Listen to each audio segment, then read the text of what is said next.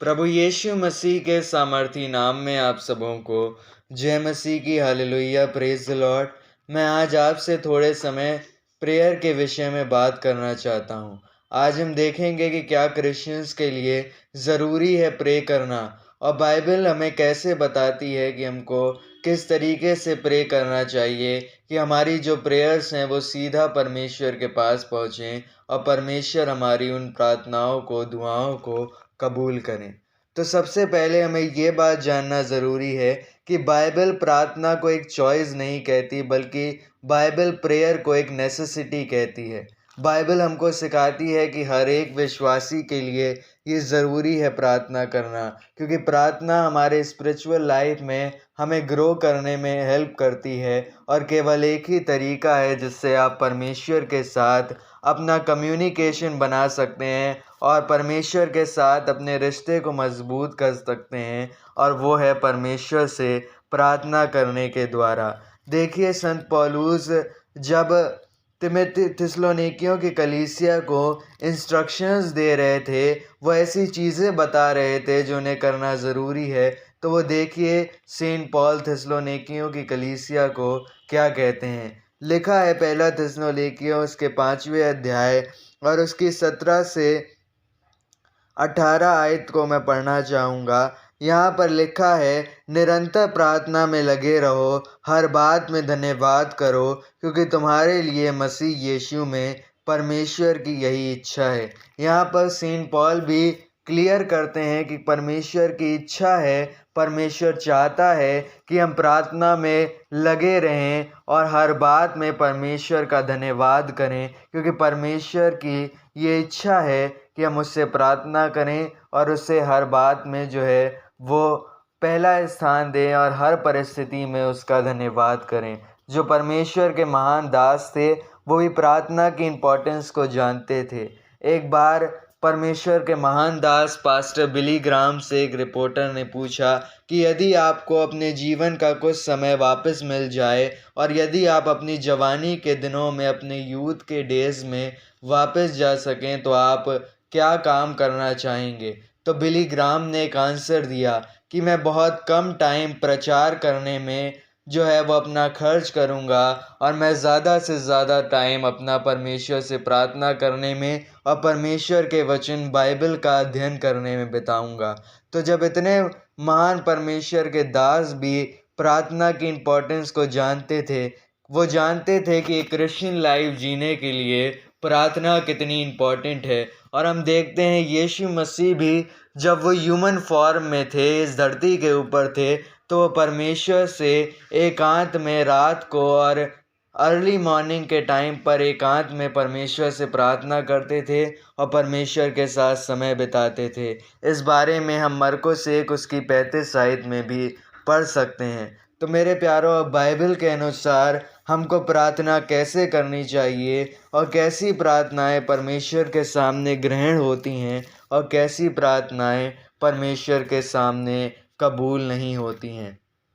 तो सबसे पहली बात जो स्वयं यीशु मसीह हमको सिखाते हैं कि हमें दूसरों के सामने धर्मी बनने के लिए प्रार्थना नहीं करनी है, हमें दूसरों के सामने राइचस दिखने के लिए प्रार्थना नहीं करनी है। यीशु मसीह कहते हैं मत्ती रचित सुसमाचार उसके 6 अध्याय की 5वीं आयत में से मैं पढ़ रहा हूँ आपके सामने। यहाँ पर लिखा है, जब तुम प्रार्थना करो तो कपटियों के समान ना हो, क्योंकि लोगों को दिखाने के लिए वह आराधनालयों में और सड़कों के मोड़ों पर खड़े होकर प्रार्थना करना उनको अच्छा लगता है। मैं तुमसे सच कहता हूँ कि वे अपना प्रतिफल पा चुके। यहाँ पर ध्यान दे, परंतु जब तू प्रार्थना करे तो अपनी कोठरी में जा और द्वार बंद कर के अपने पिता से जो गुप्त में है प्रार्थना कर, तब तेरा पिता जो गुप्त में देखता है तुझे प्रतिफल देगा।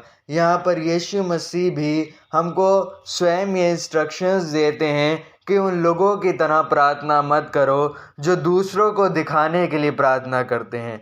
मेरे प्यारों, कई बार मैंने भी अपने जीवन में एक्सपीरियंस किया है और मैंने भी लोगों को देखा है, जब उनको चर्च में प्रार्थना करने की अपॉर्चुनिटी मिलती है तो वो पास्टर को दिखाने के लिए और अपनी चर्च कॉन्ग्रीगेशन को दिखाने के लिए बहुत लंबी लंबी प्रार्थनाएं करते हैं। जितना प्रार्थना करने की उनको चर्च में ज़रूरत नहीं है, उससे ज़्यादा देर तक वो प्रार्थना करते हैं। वो पास्टर से एक्स्ट्रा टाइम लेते हैं प्रार्थना करने के लिए, पर अपनी पर्सनल ज़िंदगी में वो शायद मुश्किल से 10-15 मिनट भी परमेश्वर से प्रार्थना नहीं कर पाते हैं। तो मेरे प्यारो, यहाँ पर हमको साफ यीशु मसीह ये इंस्ट्रक्शंस देते हैं कि यदि तुम दूसरों को दिखाने के लिए, यदि तुम अपने परिवार वालों को दिखाने के लिए, अपने पास्टर को दिखाने के लिए लंबी लंबी दुआएं कर रहे हो, तो तुम्हारी दुआएं कबूल नहीं होगी।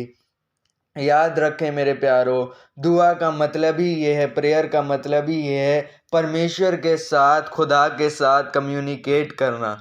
मेरे प्यारो, हम प्रार्थना केवल और केवल एक रीति रिवाज की तरह नहीं कर सकते, केवल और केवल हम दूसरों को दिखाने के लिए प्रार्थना नहीं कर सकते, पर प्रार्थना हम करते हैं परमेश्वर के साथ अपने रिश्ते को मजबूत करने के लिए। हम प्रार्थना में परमेश्वर से बातचीत करते हैं और हम प्रार्थना में खुदा की मर्ज़ी को जानने का प्रयास करते हैं। तीसरी चीज़ जो मैं आपको बताना चाहता हूँ, जो बाइबल सिखाती है कि हमेशा परमेश्वर की आवाज़ को प्रार्थना में सुनने की कोशिश करें। मेरे प्यारों, कई बार और लगभग 99% क्रिश्चियंस को मैंने ऐसे प्रार्थना करते हुए देखा है, और एक समय मैं भी ऐसे प्रार्थना करता था कि हम जब परमेश्वर से दुआ करते हैं तो हम केवल और केवल अपनी मर्ज़ी को परमेश्वर को बताते हैं। यदि हमें नौकरी चाहिए तो हम नौकरी के विषय में परमेश्वर से प्रार्थना करते हैं। यदि हमारी मैरिज नहीं हो रही है तो हम मैरिज के लिए परमेश्वर से प्रार्थना करते हैं। पर बहुत कम बार हम परमेश्वर से इसलिए प्रार्थना करते हैं क्योंकि हमें वास्तव में परमेश्वर की आवाज़ को सुनना होता है। जैसा मैंने आपसे पहले भी कहा मेरे अजीज़ों, प्रार्थना एक कम्युनिकेशन है। सोच लीजिए कि यदि दो लोग आपस में बातचीत कर रहे हैं और यदि आप केवल अपनी ही बात को दूसरे के सामने रखेंगे और दूसरे की बात को सुनना पसंद नहीं करेंगे, तो वो आपसे परेशान हो जाएगा। वो आपसे इरिटेट होने लगेगा कि ये सामने वाला बंदा केवल और केवल अपने पॉइंट्स को, अपनी बातों को मेरे सामने रख रहा है और मेरी एक बात भी सुनने के लिए ये तैयार नहीं है। ऐसी कम्युनिकेशन लोगों को फ्रस्ट्रेट कर देती है, इरिटेट कर देती है।